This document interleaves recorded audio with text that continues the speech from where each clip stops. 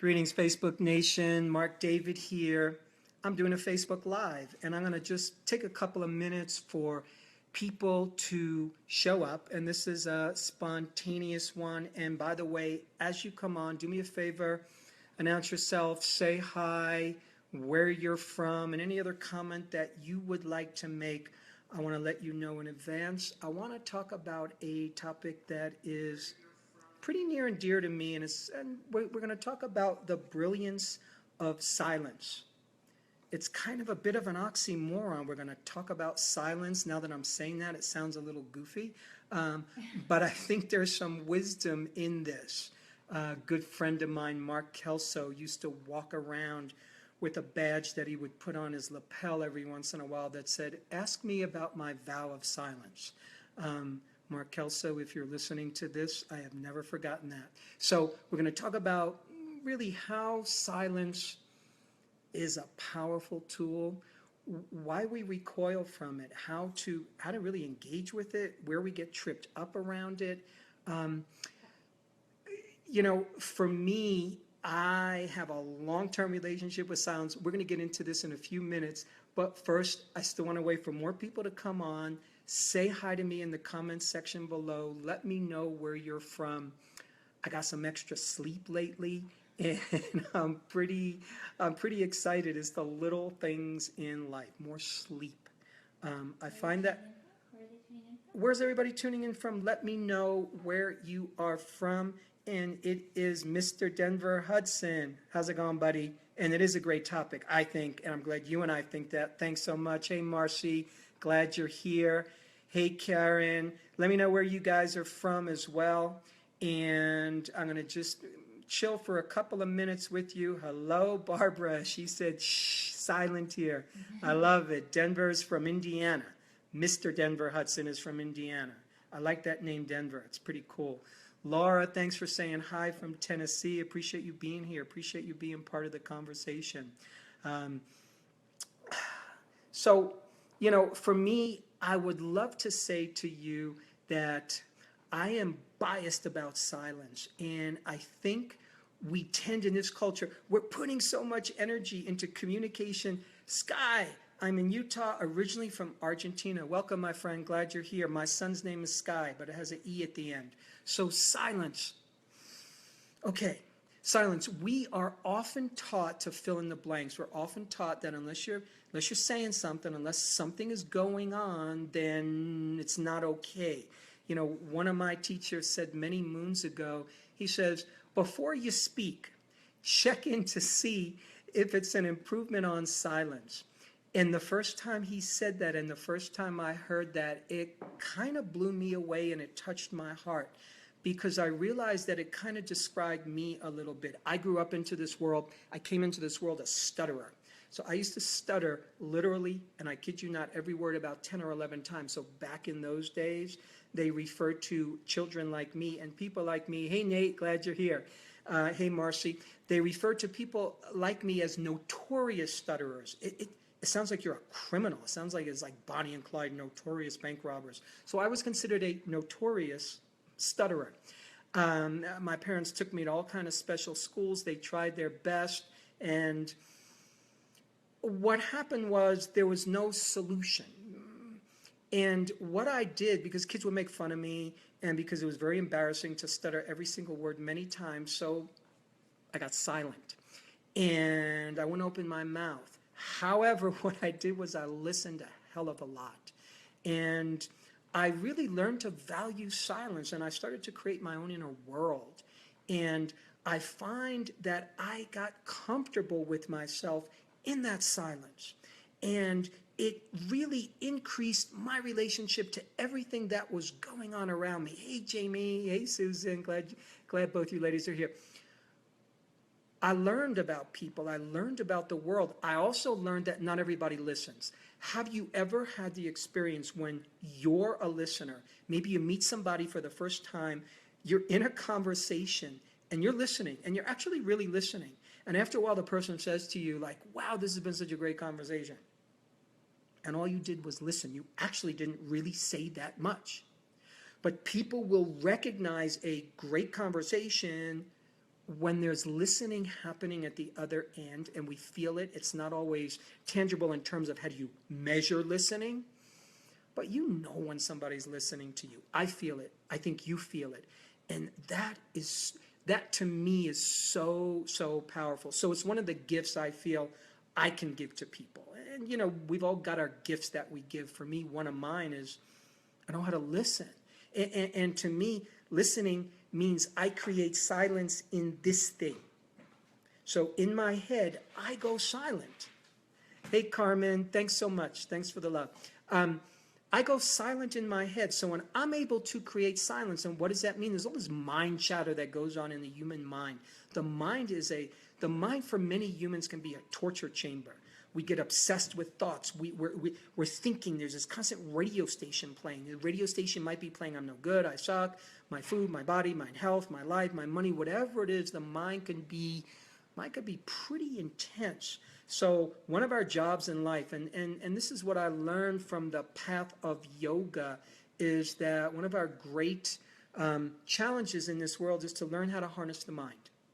Plain and simple. It doesn't mean that you be thoughtless. It doesn't mean that you're some machine. It just means that you figure out a way through practice that your mind doesn't attack you and harm you and go in the directions that you don't want to go in. Hey, Brenda, thanks for talking.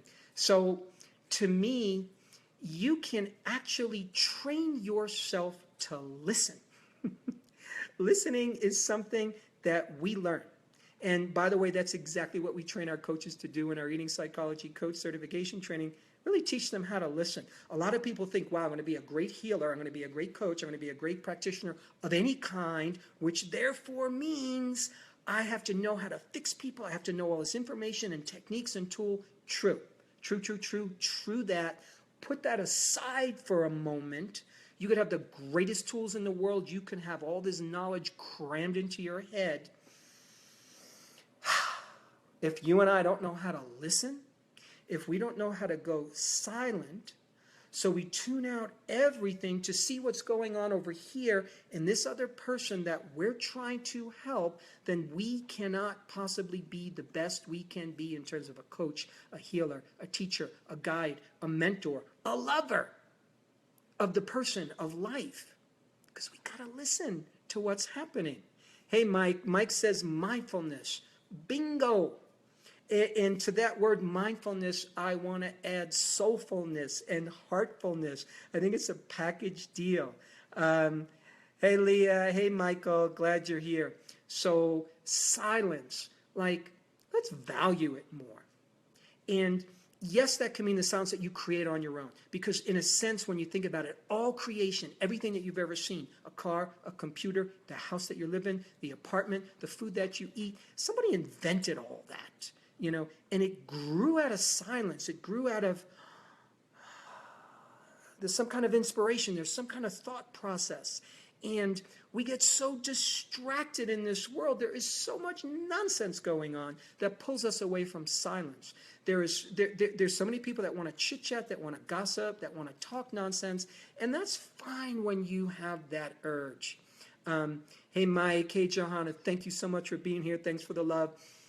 We're loving up on silence right now. We're talking about the brilliance of silence and saying how when we can make silence our friend, here's the thing, silence can be freaking scary. Why? Because notice what happens when you stop all external stimulation and you meditate. You just be with yourself. You close your eyes or you take a walk somewhere. First thing that happens is oftentimes there's a lot of craziness starts to come up. You hear how your mind doesn't stop.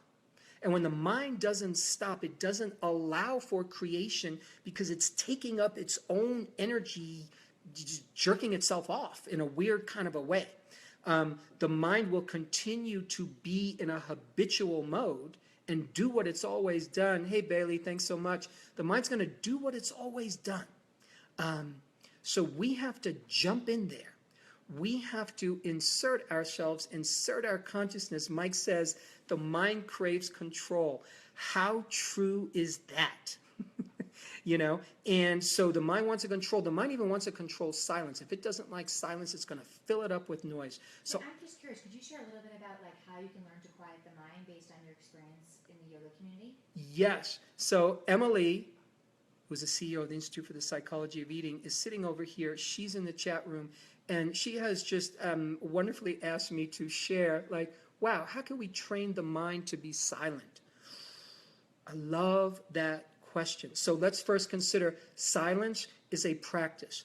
Quieting the mind is a practice. First thing that I've learned how to do whenever I want to create a practice of silence and going within is first things first, you got to have the right environment. So if you're in your car and you're in traffic and you have to focus and there's things going on, you're with your kids, you're with your friends, you're working, ain't gonna happen. So you have to create the best probability experience, i.e. when the kids are asleep, i.e. when work is done, i.e. when everybody else is asleep, or i.e. when I'm outside by myself, create the conditions where silence can best be had. So that's step number one, create the conditions for silence. Once you create those conditions and do so faithfully, it's kind of about going in. And what I like to do is I like to check in with myself. I like to close my eyes and I like to feel my body. Because oftentimes we can't harness the mind until we sink into the body, believe it or not. It's kind of a package deal because the mind is kind of hitches a ride inside this experience, inside our body.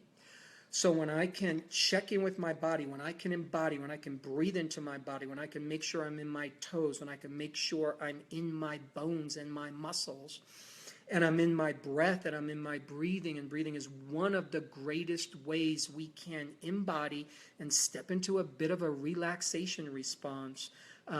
Thanks, Mike. Thanks, Lisa. So when we can breathe, all of a sudden we're in training with a natural rhythm. If you're just sitting, if you're sleeping, you're breathing. The breath, traditionally, just about every meditative practice you can learn from any different ancient tradition will often include in some way, shape, or form breathing, the breath. Because the breath brings us to the natural. The breath brings us into silence. It brings us into the heart. It brings us into a special kind of rhythm. Jamie says the mind is in every cell of the body. Oh, so true. So I'm going to tend to point to the head because oftentimes what happens is we push our mind into the head and we think everything is going on up there, which is why I suggested we embody, because when we embody, then our whole body is talking. And when the whole body is talking, there's more information, there's more wisdom, there's more coming through. Christine says, the silence is killing me. I can't get the live stream to play. Oh my goodness, I'm not quite sure what to tell you about that. Hi, Janet from Nebraska. It will be here after. She can't catch it now. Yeah, okay. Sorry about that, Christine, but the recording will definitely be here, so it's going to happen. Courtney says, mother of 2 boys, and silence is golden. Isn't that great? Isn't that great? There are certain things in life, and I know what you're saying, because I've raised a son up to the age of, almost 24 right now. You start to value silence and alone time when you lose it and when you miss it. So in our training, we ask our practitioners, we ask our students to train themselves to be silent. And what that means is to begin to notice where your mind goes into chatter. Notice your mind, notice your mind, notice your mind, notice where it goes into judgment. Judgment is one of the great ways that we occupy our mind. So if I'm sitting with somebody and I'm thinking, oh my God, you're such a jerk. Oh my God, I don't trust you. I don't trust men. I don't trust women. I don't trust green people, blue people, purple people, whatever it is, whatever the mind is going into judgment about, I am going to ask myself to suspend judgment. So oftentimes you can literally ask your mind to quiet. It's an interesting tool. It's an interesting technique, because if your mind is going to go off on its own, you might as well dialogue with it and see if you can start to harness it. Kayla says, I need to remind myself to breathe. This is what you and I are doing right now. We're reminding each other. I'm reminding you. I'm reminding me as we're talking about this. Oh, wow. Joy Ross says, answers arrive in silence. Really trusting this. Beautiful, beautiful way to say that, because things are born out of silence. In so many traditions, we say that they say that creation happens from the void. The void is, quote unquote, nothingness. The void is silence.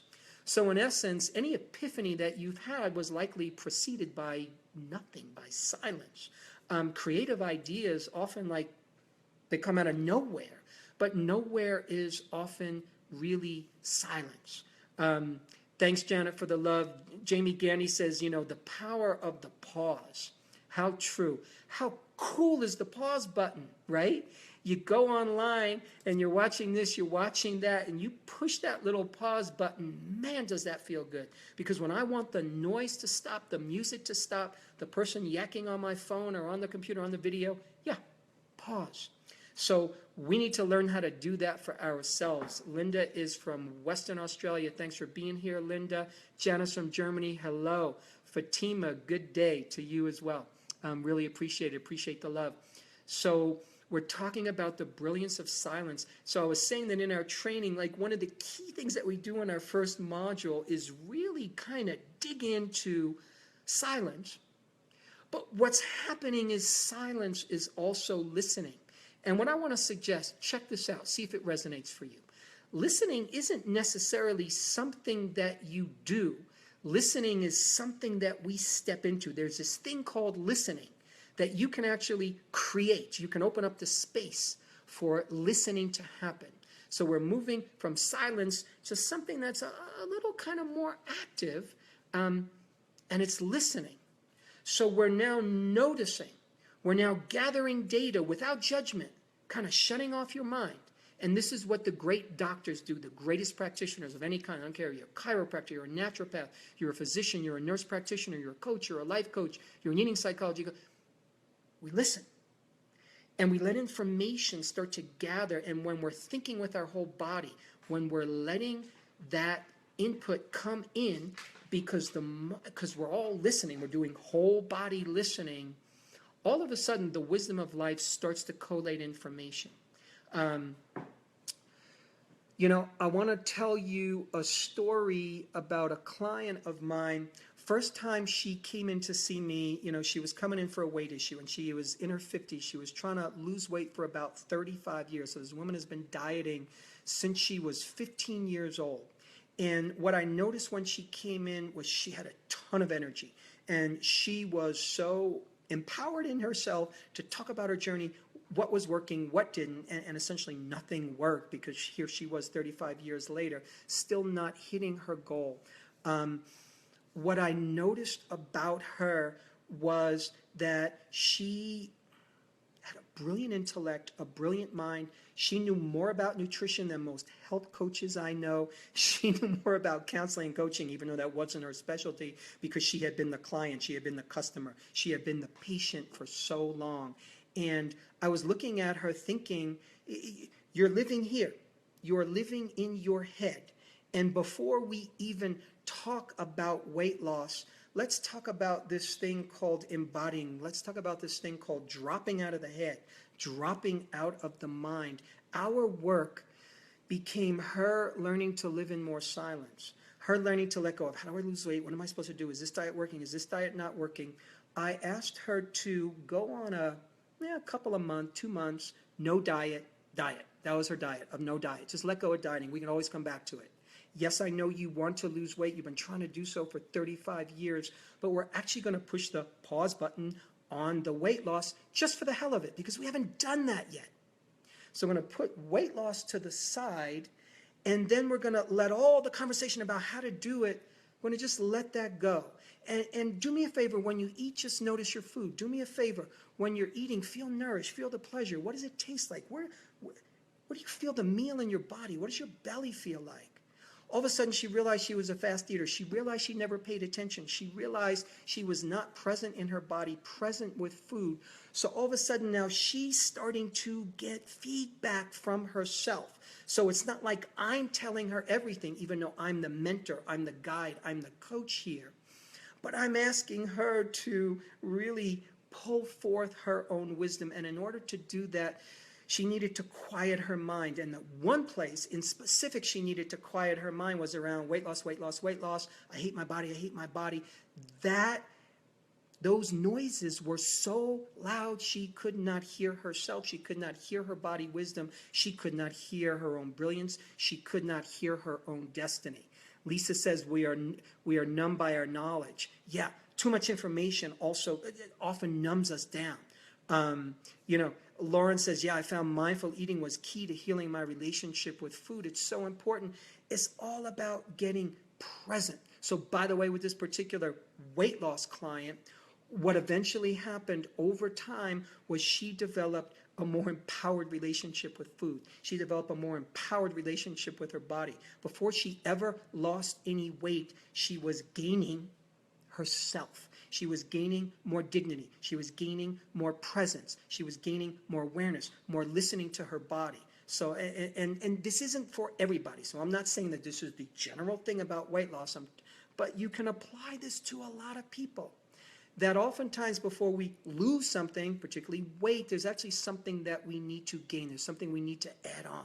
There's something we need to bring into our life more. So, the brilliance of listening, the brilliance of silence. When silence happens, we can quiet the mind, we can inhabit the body. Body wisdom can take over. And when you and I can help each other around body wisdom, when you can help your client, your friend, your loved one access the wisdom of their own selves, their own genius, you become a great practitioner, and you're adding your skills into the mix with your client's wisdom, and that's where true success tends to come. So, mention certification application, less than a week. Yes. Live stream on Tuesday. Thank you for saying that, Emily. And you're going to do a couple questions after. Yes. So here's what I want to say. So Emily and I, this coming Tuesday at 5 p.m. East Coast time, we will be doing an extended Facebook Live right here. We're going to be talking about getting the best out of the online universe. Which will be great for people who want to become health professionals or any of our certified eating psychology coaches that already are. Thank you so much for making me smarter. Of course, I was going to try and squeeze my face into that little frame, but I don't think it's going to happen. Yes, but that's really her. I wasn't throwing my voice. So yes, we're going to be talking about getting the best out of the online universe. And really that's going to be a lively conversation because we practically live there. I practically live there. Emily practically lives there. We do our business there. We do so much of our socializing there. Let's make the best of that. So that's going to be a great conversation. Also, within the next week, we are closing applications for the Eating Psychology and Mind Body Nutrition Certification Training. So, my friends, if you're interested in that, now is the time to apply. So please do so. Fatima, thanks for the love. Abelina, glad you're here. Christine, thank you. If anybody has any questions, yeah, someone was saying, I feel like I don't have people around me that really listen to me. Any suggestions for that? Wow, I love that. So a person's asking, I don't have any people around me who really listen to me. Any suggestions for that? So, yes, if it is somebody who is close to you, like a husband, a wife, train them. I mean that, because if you're going to be living with that person, if you're going to be entertaining them every day for most of the rest of your life, if you're going to be in relationship with them, I think we need to learn how to draw our partners in to what we're inspired about. So if you're inspired about being listened to, then for sure you want to be a good listener, and I bet the person asking this question is a good listener. But see where you can improve, and maybe the next time you listen really well to that particular person who you're close with who doesn't listen, you could even say something to them like, hey, did you just feel listened to? Did you just feel really heard? Yeah, I did. I would love for you to do more with me, because that just makes me come alive. So one of the ways you train your significant other, your partner, the person close to you, is you let them know how good it feels to them. You see if you could reference their own experience about how good it feels to be listened to. And then you ask for what you want. And then you go out and you seek people and you seek friends who listen. This is a big world, and you can access the big world in the online universe, find people who have special interests that match your interests, and push the pedal to the metal on finding people that are like-minded, like-hearted, like-souled, who will listen. Yes? Do you have a book, Marc David? Do I have a book, Marc David? Yes, I do. Thank you for asking. That is so sweet of you. I got two. The first one, you're not going to believe this, was written close to 30 years ago. It's still in print, bestseller. It's called Nourishing Wisdom, A Mind-Body Approach to Nutrition and Well-Being. It's classic, it's timeless, it's wonderful, it's insightful, it's heartfelt, and I love it. Give our website URL and our email so they can reach out and we can get it to them. Our website URL, psychologyofeating.com. And you can email us at info, I-N-F-O, info@psychologyofeating.com. Ask us this question. We'll tell you where to grab the book. My second book, The Slow Down Diet, also been out there for 10 years, another bestseller. I think you'll love it. It's personally, the way I love to learn is I like bits of science, I like psychology, I like real world experience, I like personal growth, I like stuff that's practical, I like stuff that's a little funny, I like stuff that's deep and serious. I kind of like the whole package because that's what engages me. So that's how I try to write. Emily. One last question and then we get to log off, which Yes. is someone is asking about the correlation between fast eating and weight gain. Somebody's asking about the correlation between fast eating and weight gain. So is it an exact one-to-one correlation? No. Can it be proven? Very close. It can be inferred. So what I want to say is that fast eating puts us into a stress response. When we are in a stress response, it is natural for appetite to be deregulated. So it is easy for you to eat more because your brain is physiologically driven to eat more because the body doesn't have enough time, brain and body, head brain, gut brain, doesn't have enough time to scan the meal, figure out if there's enough food, enough nutrition, so the body will keep on eating. So fast eating will deregulate appetite. That's one of the main reasons weight gain and fast eating can be associated together. Lisa McMaster is saying, thanks for your voice, Emily. That's so sweet. Much appreciated. Gregory, thank you. And I think this might be a good place to wrap up and say, I really appreciate you being here. I really appreciate you being part of this conversation. I'm just getting more comfortable being just kind of free associating in this way. Normally, I'm the kind of guy, I'm the kind of teacher, I'm the kind of person who I prepare and I've got all my notes and I got my PowerPoint and I got this and I got that. And that's great. I teach that way. In our training, we're extremely methodical. I like to be methodical. I like to be complete. And here I am practicing just kind of being with you and sitting around kind of the virtual campfire and seeing what comes out. Lisa, you're wonderful. Thank you. I appreciate it. Michael, thank you so much. Love creating community with you all. If this is helpful to you, thank you, Carmen. Feel free to let other people know.